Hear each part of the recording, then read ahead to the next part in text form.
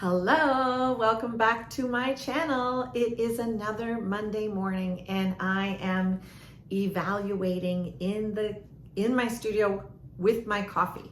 So the weekend was so amazing. I hope you guys had a great weekend. We had a solo show at my gallery called Crown and Press in Hamilton, Ontario. And our shining star this weekend was Leslie Starr, Starr, should you want to go find her on Instagram. She paints animals and landscapes, and it was an emotional weekend. It was a fun weekend. She sold 5 pieces. Every one of her pieces had a story that resonated with the person who acquired the work with her collector, and there were tears. And you know what? That's what art is about. Art is life-changing. Whether you're producing it or seeing it, it can be moving. It can affect your heart. It can relieve stress. You know, that's what art does. And it was such a fabulous weekend to spend that with Leslie. We went to wineries in the St. Catharines, Beamsville area. We went just on a little journey while she spent a couple of days with me at my house, and she had friends, artist friends from Southern Ontario come and see her. We ate a lot. We ate a lot of sugar, but it was a really fun, and that's how an opening should be, to celebrate art and celebrate the artist. So here I am back in my studio again, ready for a quiet day. That is how I recharge. So I'm back. I'm bringing in from the house all the things that I had brought from the studio to go to the gallery, to fix things, to do things. Yeah, like I said, it was a really busy weekend, and Sunday ended with grandkids being over, and that is always a blessing. So welcome back. I'm going to show you a few things that I'm working on. I have an appointment at 2, so I have to leave. So it's a short day. It's around 11 o'clock. So it's a very short midday. And I don't tend to, if I get an appointment like that in the middle of the day, I don't tend to go back to painting. It's just kicked me out of the zone. That sounds so artsy to say, but the zone, but it's true. Once I get in it and once I leave it, I need to have a fresh morning. And this morning on my walk, I listened to an awesome podcast by Mel Robson, three decisions to make to change your mornings. And she challenged everybody to do it for 3 days to try. So tomorrow I'm going to try. The hardest one for me, she had, don't look at your phone first thing in the morning. You can look at it, but it's that unnatural light.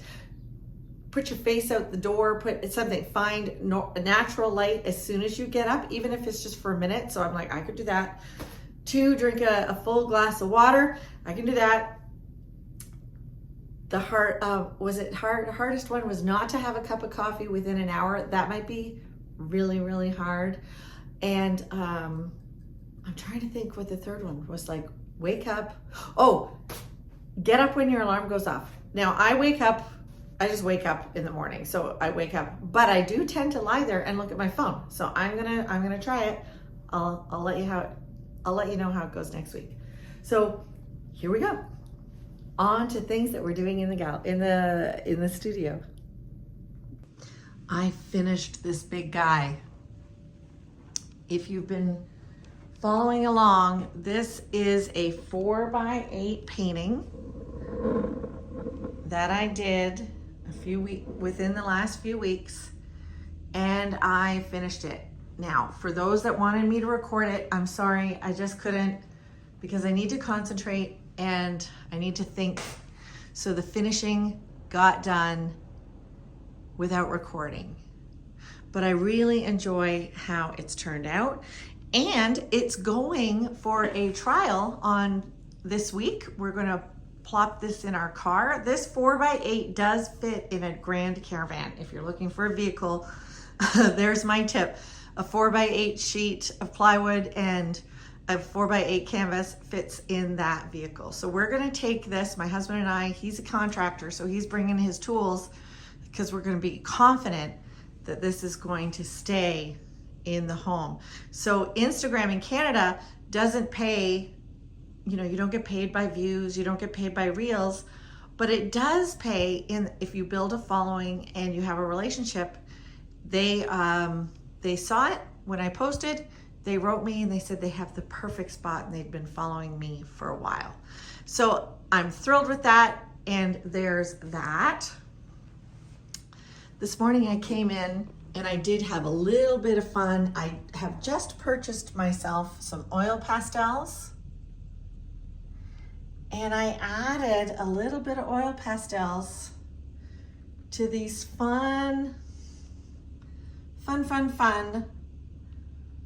little abstracts that I'm doing. Now, these are available for sale. I don't know what I'm going to charge for them, but if you see something you like ever in this video, feel free to comment and write me. Then last week I fully color blocked this 24 by 72. So this is really fun. Now I'm feeling really vulnerable showing it to you because it's in a color blocked stage where it's not so pretty yet. So you can see some muddy areas, some dripping paint. You can see a lot of the red showing through, but what I've done here is I've built my story, my color stories. I've built my composition, and the fun will be in the finishing now and bringing this absolutely to life. One of the things that I'm planning to do for video content is to show you, or is to answer your questions. So if you have any burning questions, can you kind of write, hey, Julia, burning question. And then I, with my videographer Kay, when we sit down to do it, we can find the burning questions and we can answer. So here I have been developing my light source. You know, the light source is coming this way and hitting this island, and we're pushing all that back. And I am planning on it being, you know, a little bit misty, but the reflections, if you see, I'm echoing with the reflections. And I pull down in the front. I don't make all my water go horizontal. I often pull straight down, especially when I'm doing a reflection. It's quite fun. Now, this is something I'm feeling vulnerable to show you too, because it's not done, but this is an abstract. And if you've been following along, you know that I'm trying to find a voice that's mine in abstracts. So then I decided, well, you know, I paint a lot of islands, I paint a lot of trees. Let's start an experiment with springboarding there. So I had just kind of finished color blocking an island, and I thought, well, why don't we just do an island with reflection and see where that goes. So I'm still working on this. I have to crisp it up.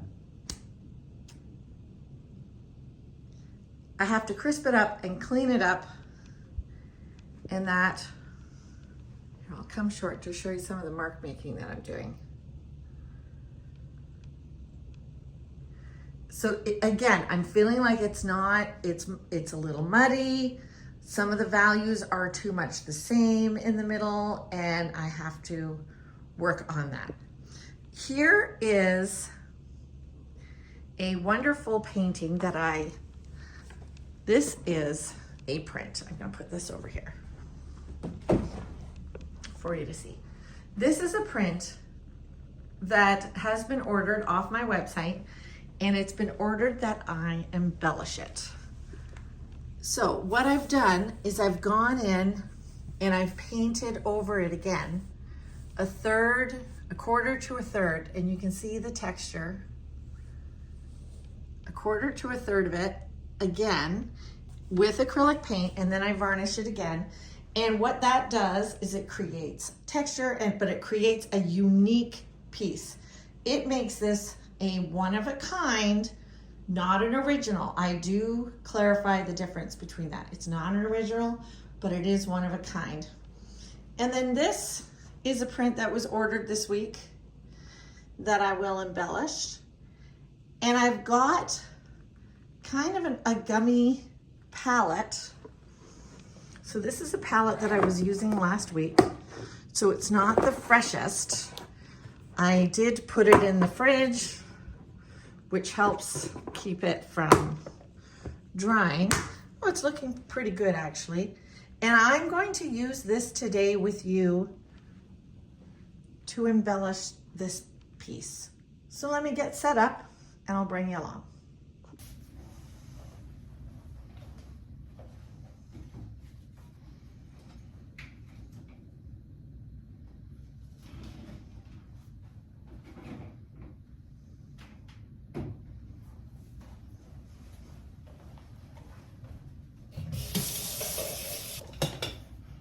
These are the appropriate brushes to do this, a little one, and this is about a 1/2 inch, 3/4 inch.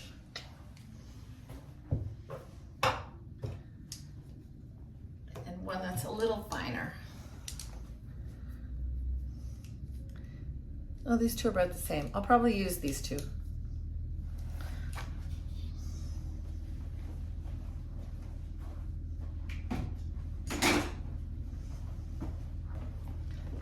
Okay, come on. So here we are. This piece was ordered off my website, and this is a canvas stretched. So what we do is we do a mirror where we echo the canvas, because I usually on my originals, I paint around the sides. So we echo that on the print and we carry the image around the sides and stretch, and it's on wonderful wooden stretcher bars, and it's wired. So here we go. I will embellish it. This is a lovely image from a trip I did to Kinesis Lake, which is up, I believe, in the Halliburton area. So I often start when I'm working reproductions with the darkest areas, because I like to fill those and correct them if I feel like they're a little too dark and I don't want them that dark. This is my opportunity to fix that if I feel like it needs to be fixed. But the photography that happens for my prints is so good that usually these are exactly right. But embellishing does allow you, if something has gone awry, say your print ran out of a little bit of ink at the very last second, you can actually go in and fix it and then not waste it all by embellishing. So usually I start with the darkest greens. So let's talk about printmaking. Printmaking is the reproduction of your work in any form. It could be in a poster, it could be in on canvas like I'm doing. A really neat new thing is printmaking on metal. It could be on all sorts of different substrates, and it's really a fun opportunity to reproduce your work. And why would you reproduce your work? Reproducing your work and making it available in a print actually is something that gives you, as the artist, residual income. You can have the opportunity to continue to earn from an image that you have already created. So it allows you to build residual income. It allows you to make money over and over and over again. I always say a piece of your work has the opportunity to make you, or the artist, if you are a collector that's watching this video, or the artist, maybe even an extra $100,000 in its lifetime. So say someone bought a print and it was a very large print and it was $1,000 for that print, especially if I'm embellishing. Those prints tend to, they tend to add up in price. So say they bought an embellished print and I, over my lifetime, had an opportunity to sell that only 100 times if it was a $1,000 print. So only 100 times if it was a really popular print to sell an image could make you $100,000. So that's really a great opportunity. Now we have artists that don't want to do prints, and that is purely up to them. I'm not saying you have to do prints. I'm saying I do them, and that is my choice. And if you choose to do them, it's an awesome opportunity.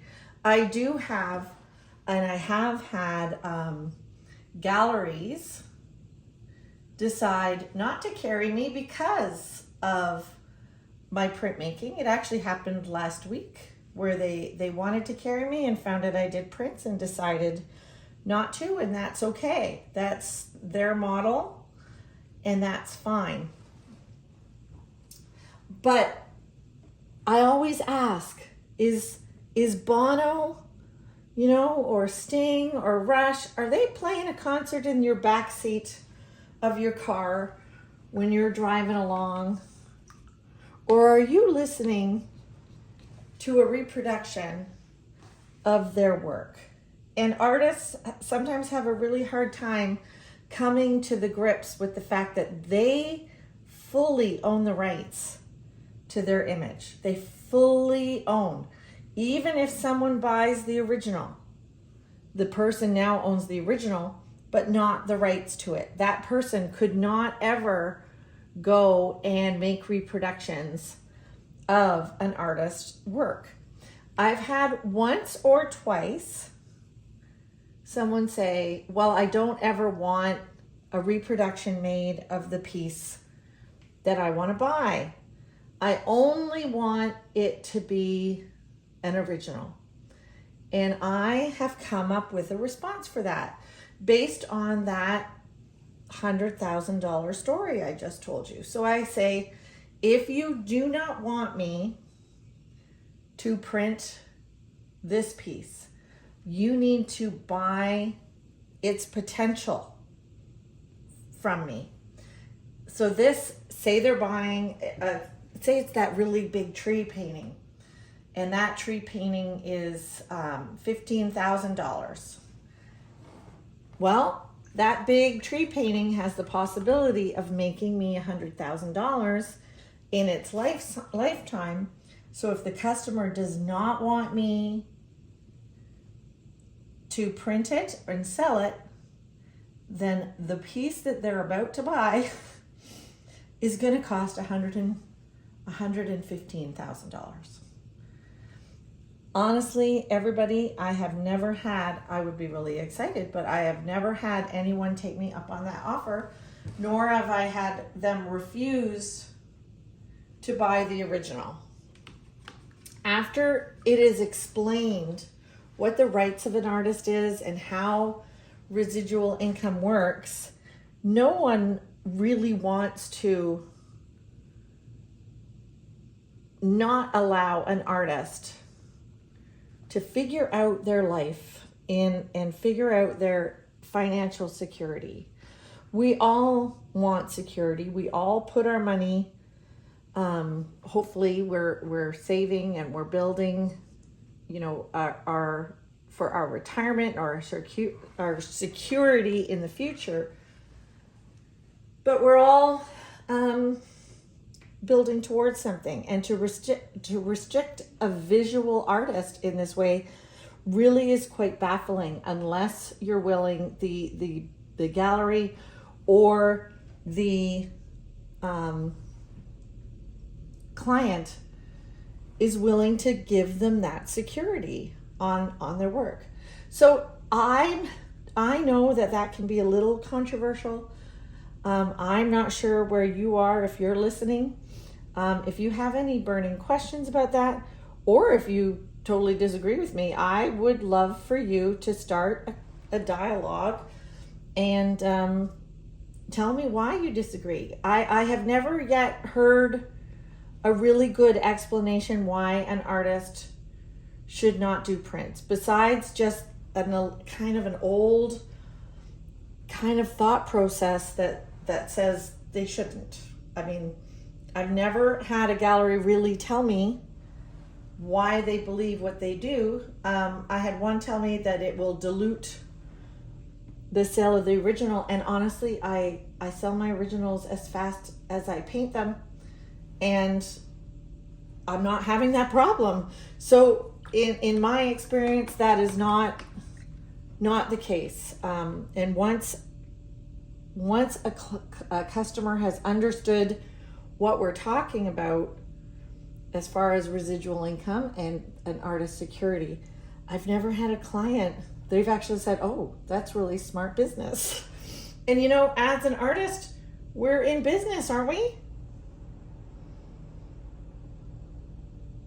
If everybody just has a romantic notion that you're not in business, maybe it is a hobby. Maybe that's okay then if your art's a hobby. But anyway, I'm rambling on, and here I am painting away, and I kind of do my embellishing the same way I paint. I never do just one, like, work on one color. I go back and forth all around, and I keep checking to make sure that I've hit areas, and making sure that a quarter to a third of the painting is painted.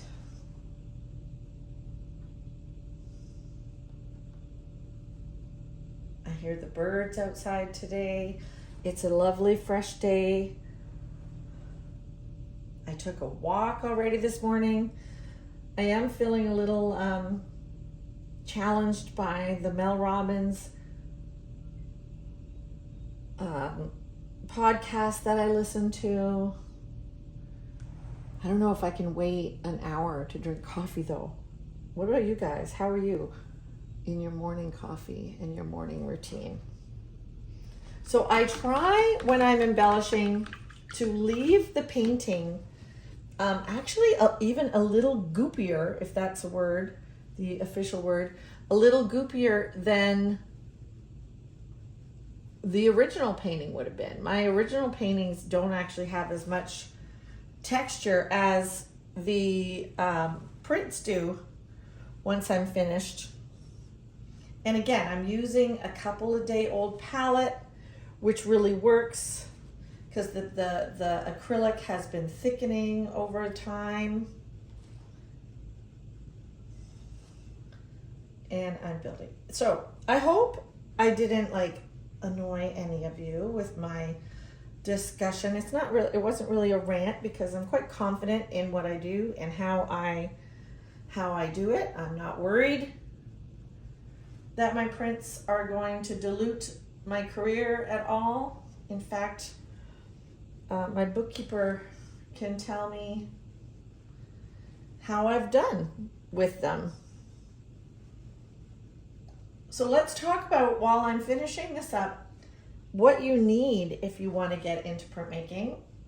You need, the most important thing that you need is to document your work properly. It needs to be in what you calculate into the price of your piece. So say you spent $100 on the canvas, and you spent $15, you know, what you consider the paint, okay? And it costs you, I don't know, $50 to $100 to have that piece photographed. So what did we say? $100 for the canvas, $50 for the photo, so that's $150, and $10 for the paint.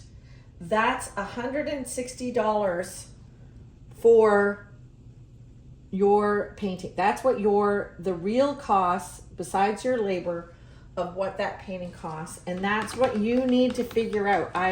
My advice is always calculate in that, getting that painting documented. Now there's various ways to document. What I do, I have a printer, and he documents my work by photographing it. So that means you have to have somebody local, right? You have to have somebody local to do your photography. You can get, I know you can get artwork scanned. That is very, very expensive, just so you know. I find it absolutely fine to do the photographs. I find the photographs work very, very well. They give me a high enough TIFF for reproduction. You need clear, beautiful images.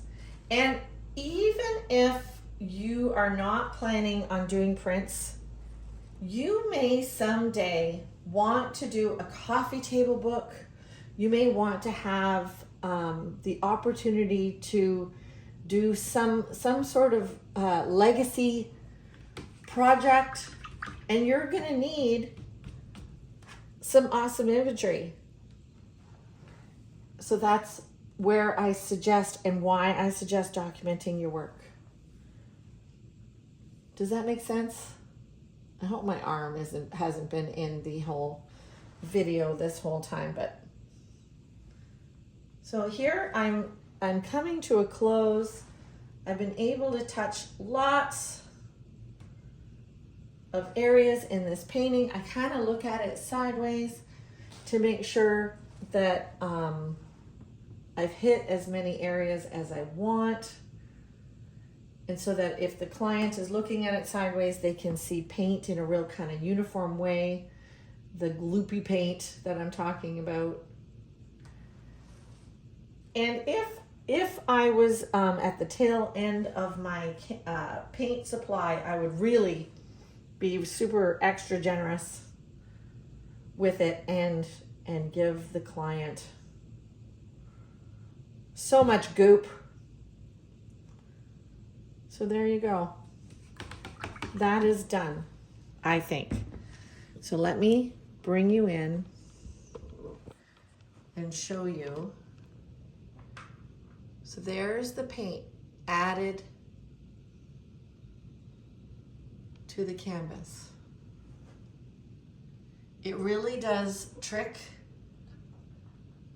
the viewer into thinking that it's an original. But what it does do is it creates a one-of-a-kind print. So there you go. You got the demo. You got the, not really the rant, but the teaching on what I think about printmaking. If I've missed anything, if there was a glaring thing that you wished I had talked about, let me know. So there's another day in the studio. I hope you enjoyed it. I hope you enjoy your week. I hope you get in your studio this week. And hit subscribe. Follow along with my journey. We're just gonna keep going because I can't stop painting. It's what I do. I hope you enjoyed the episode, and we'll see you soon.